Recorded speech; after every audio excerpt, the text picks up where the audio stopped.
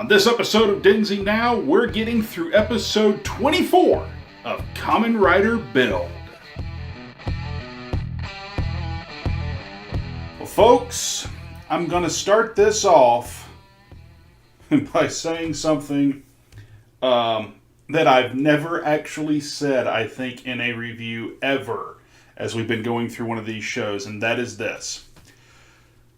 As for all of the negatives, all of the things I did not care for, all of the parts in episodes 17 through 20, 17, 18, 19, 20, that I said I did not like in this show last episode, I summarily retract them all. My God. I'm going to say this straight up. Kamen Rider Build, as of episode 24, could plead its case for being the best Heisei era Kamen Rider show, period. Now, don't get me wrong. They could still screw it up. They got 20 plus episodes to make this go really sideways. But I can tell you that I have not had this vibe for a show, for a Kamen Rider show, especially one of the Heisei era, since Agito. In that we are presently 24 episodes in as of the time I'm recording this. There's not been a single filler episode out of the 24, in my opinion.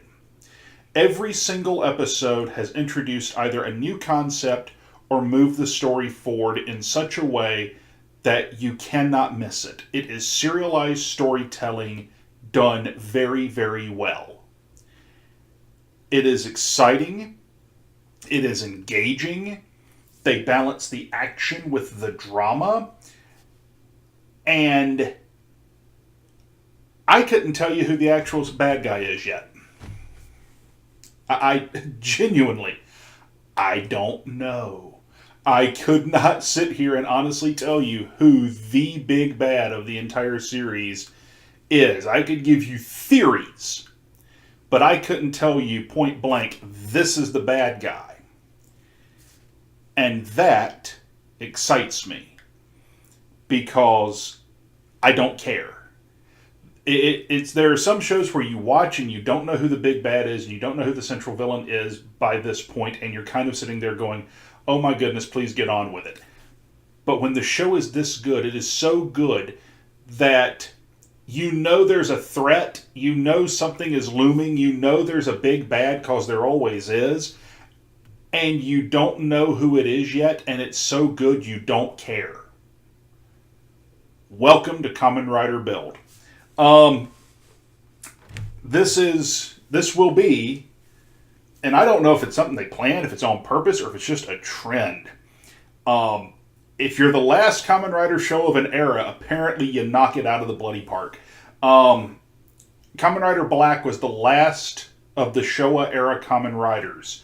By that I mean it was the last show to air entirely during the Showa era. Kamen Rider Black RX, the follow-up series, was aired half in the Showa era and half in the Heisei era. The transition of emperors took place during the airing of the series in Japan, and the eras are dictated by the reigning emperor. This will be the last Kamen Rider series to completely air during the Heisei era.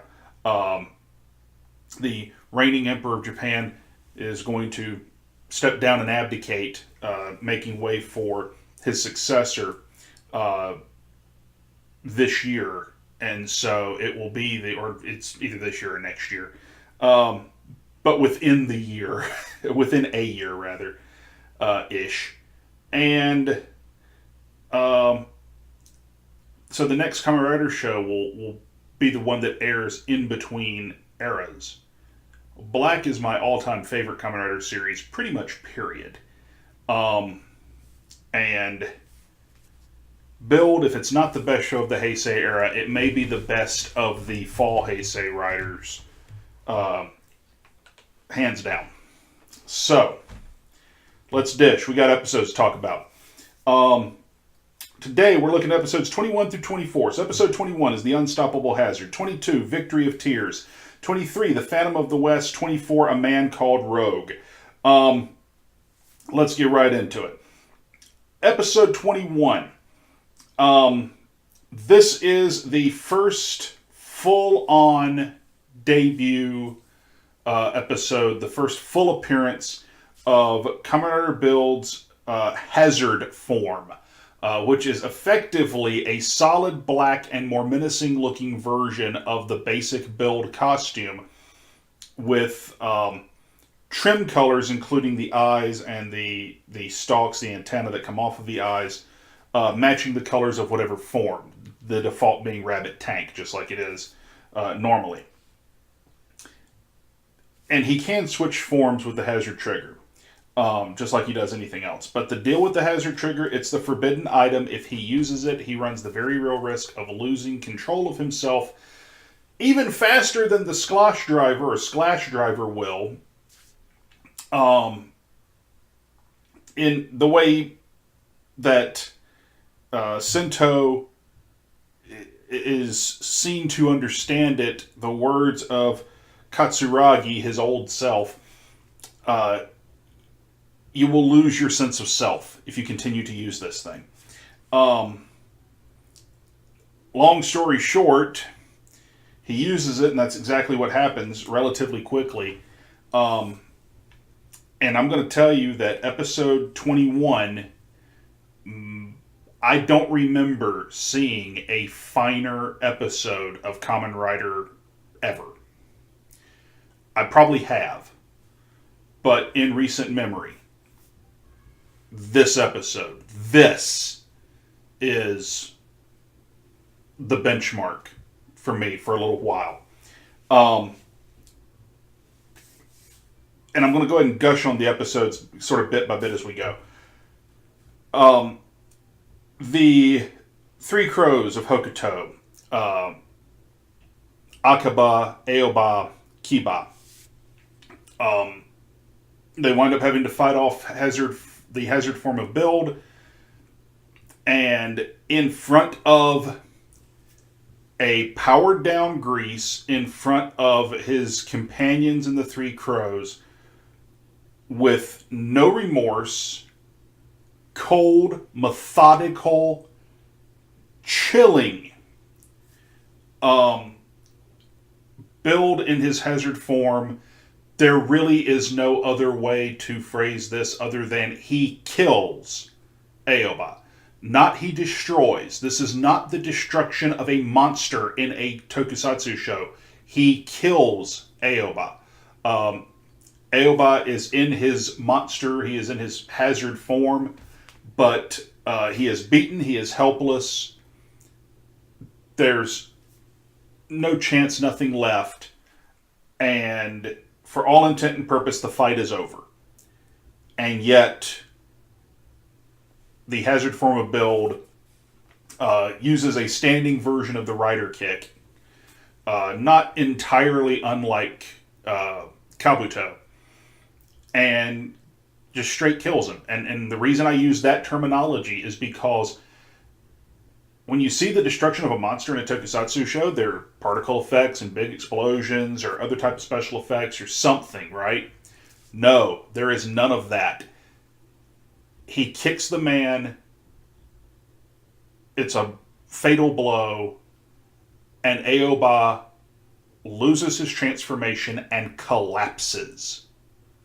Just crumbles.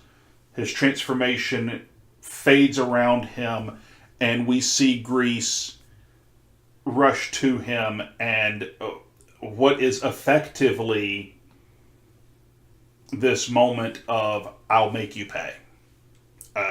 You've killed my friend, and I will make you pay for it. And this is the episode that typifies something that I've said about Kamen Rider. It's one of the things I think makes Kamen Rider such an interesting series, and because I'm gushing so much, this episode may go longer, and I apologize for that. There's a price to be paid for being Kamen Rider. And In this instance, the price to be paid for being the Kamen Rider is the knowledge that people will die. You may be the one that kills them. And it's because, like it or not, you're a living weapon.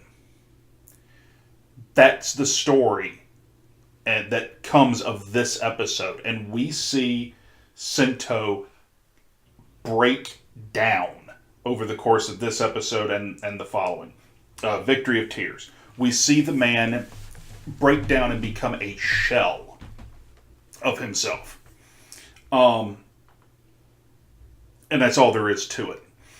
It takes Cross Z Charge to knock him out of hazard form and sort of back to his senses, which becomes a recurring theme over the next 3 episodes. It's that Sento, who is able to control hazard form for a longer period of time each time he uses it, but he cannot voluntarily drop the transformation. Something or someone has to knock him out of this transformation. And generally speaking, it has to catch him unaware.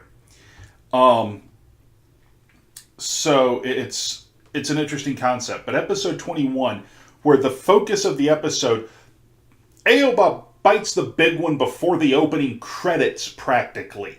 And the rest of the episode is this emotional turmoil in Sento of, I don't want to be a weapon. I killed someone. This wasn't me beating a monster and sucking the nebula gas and the energy into a bottle and freeing a human being from this treatment. This was me killing a person who had a life, who had a future, who had desires and wants, and so on. We see Grease over these episodes. Number one, we see that the amnesia is more or less an act. That he does remember his comrades, and he does remember what they're doing for him, and he knows what's going on. He was told before the treatment that turns him into a rider, you may not remember anything that happens before this. And he says, well, that's fine. Less of a burden for my friends. And it becomes an act that he keeps up so that his friends aren't as attached, I guess, would almost be the vibe that it he's trying to artificially create a detachment so that if something happens to him, then they will move on. The concept comes up that Toto and Hokuto will send their riders, Grease for Hokuto, Build for Toto, and they will have effectively a proxy fight, one duel that will determine the outcome of this war. So, short-lived war in the grand scheme of episodes, I suppose. But this fight is going to determine the whole thing. And it winds up being our old friend the Master, as Sento likes to refer to him, but Bloodstark, or Stalk, depending which version you're reading, that sort of steps forward and says, okay, you can't beat Grease. You can't do it without using the hazard form. And if you're not going to do that, then, you got a shot, but here's what it's going to take to do it. You're going to have to switch forms, keep them off balance, and you're going to have to be good enough with every form, every best match. And here's how we're going to do it. Here are all of Hokuto's bottles. Here's our full bottles that we have to restore the Pandora box. Here's ours. Use them for this battle. And so we still have Bloodstark as sort of this in for himself, very nebulous character whose motivations are his own. Everything he's done thus far in the series, which includes turning again, this time turning on Hokuto, and we find out that no, he has been with Sato, the third country in this triumvirate. He's been working with them the entire time. almost like he was a triple agent. Um, but everything he's done has been in character for him. He hasn't done anything that makes me sit there and go, well, this isn't something he would be doing. No, everything he does is something he would do. It's just that his loyalties are to himself. And at times you reckon his own amusement. But in Victory of Tears, we do wind up with Build winning. We see the extent to which Sento is willing to go in order to prevent Hazard Form from doing anything else, from being the end of anyone else, and it very nearly is in this episode, because when he defeats Grease, the rules of the battle are when one rider surrenders or when they lose their transformation, then the battle is over. They will be considered defeated. He breaks Grease's transformation. He grabs the man, pulls him back to his feet, and is charging his rider punch to deliver the killing blow. And prior to the battle, he has given Miss Sora, our female lead, a device that effectively will remote detonate the hazard trigger device itself, breaking the transformation and killing Sento in the process in order to prevent him from killing another human being. Luckily, it doesn't need to happen, thanks to other forces. But we see that.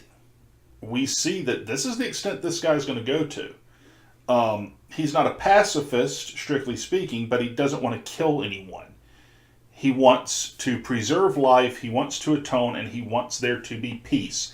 And we actually get the phrase, I am fighting for love and peace, in later episodes out of these four.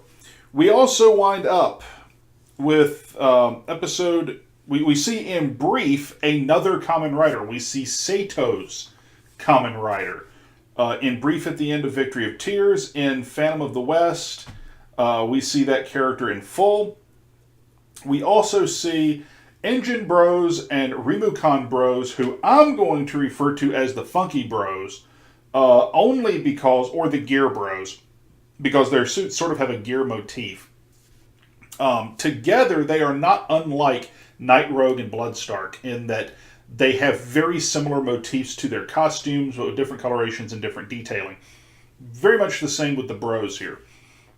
The Bros are basically the sidekicks, the ancillary characters from Sato, much as the Hokuto Crows, the three crows were for Hokuto with Grease. The Bros fill the same role with our new rider, which is Kamen Rider Rogue, the fourth rider to debut in the series. And they are far more serious than the three crows were. Thank goodness for that. But they are very efficient, brutal, and so on. So they are very much bad guys, is the vibe you get. That's the way they're introduced. They're not introduced as bumbling idiots. They're introduced as bad guys who are here to kill people. So we wind up with Phantom of the West having the full debut of Rogue. We do wind up with the realization of who Rogue is by the end of the episode, and a brief idea of what he's capable of. He's sort of based off of a crocodile, but Kamen Rider Rogue is none other than Gintoku Himuro. Gintoku, the former acting prime minister of Toto. Once he's banished from Toto, he goes to Sato, he goes to Namba Heavy Industries, and he tells them, make me a rider. And they basically torture him. you get the impression from the attire that you see, which is that he's still in the Toto uniform when he approaches Namba. And we find this out in A Man Called Rogue. Which, by the way, we have lost Kiba in the previous episode. In Phantom of the West, we lose Kiba at the hand of the Gear Bros. In A Man Called Rogue, we get essentially the backstory for what happened to Gintoku after his banishment, and he is effectively tortured. And finally, it is his old rival Bloodstark who comes to him and says, I will make you a rider. I will make you the strongest rider that ever existed.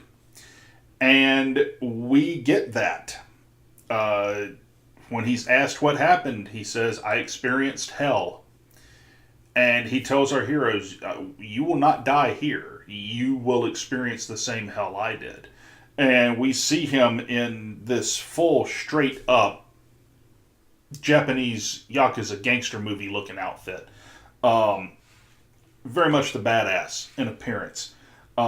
Still carrying around the old Night Rogue gun, but able to transform. He has his own slash driver. A little bit different in that his bottle isn't like a juice box type deal. Instead, he's basically it's almost like a full bottle that is cracking when he uses it, and I don't know if that's going to be something that becomes a thing later. If it is, it's not something that would surprise me, given this show and what they've done. There's very little they seem to do by accident. But we wind up with a battle at the Skywall. Rogue infiltrates at the behest of the Seto government. He infiltrates Toto's headquarters. He steals the Pandora box from his own father. He is going to take all the bottles between him and Bloodstark. Bloodstark actually shows up to take the bottles from Build and gets a handful of them.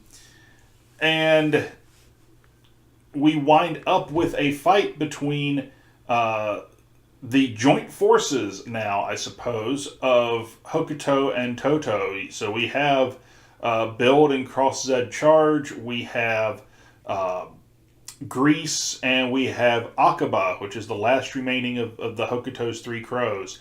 And they wind up being outclassed, even though they have their opponents outnumbered.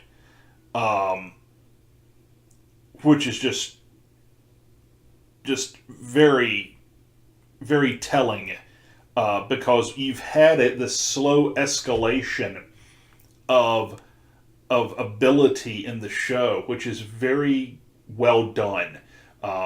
Basically, you start with Build, and then you get Cross Z Charge, who is stronger than Build, but you then get Build Sparkling, who is stronger than Cross Z Charge, and then you have Grease, who is stronger than Sparkling, but then you get Hazard Form, who's stronger than Grease, so on and so forth. So there is this escalation of power as new forms, new evolutions of the powers are introduced. But here we get something we've basically been told at this point. Hazard Form is as bad as it gets. And then we see Hazard Form versus Rogue, and Rogue is able to face-to-face, head up, not only overpower, but break the Hazard Form transformation in a head-up fight, which thus far really hasn't happened. So, even Hazard Form cannot stand up to Kamen Rider Rogue.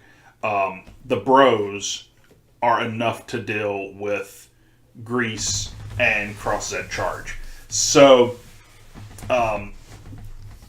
what I'm liking, yes. The only thing that at any point I didn't care for was in the last batch of episodes. I thought the introduction and treatment of the crows as they were brought in as sort of almost comedy relief type adversaries was jarring. the treatment and use of them in this set of episodes, in these 4 episodes, makes what we saw previously not only make sense, but it made what happened here even harsher. With 2 of the 3 crows dying, one at the hands of Build, and Build and Grease team up basically because Grease sees in the remorse, he sees that Hazard effectively possessed Sento, and that Sento is genuinely mournful and regretful for what he's done, that this was not necessarily his own action, but he's accepting the responsibility for it. And so it's a very, very cool story with evolution of characters and characters growing week by week. There's nothing bad to say in regards to that for this show. If there is anything bad to point out, I will say this.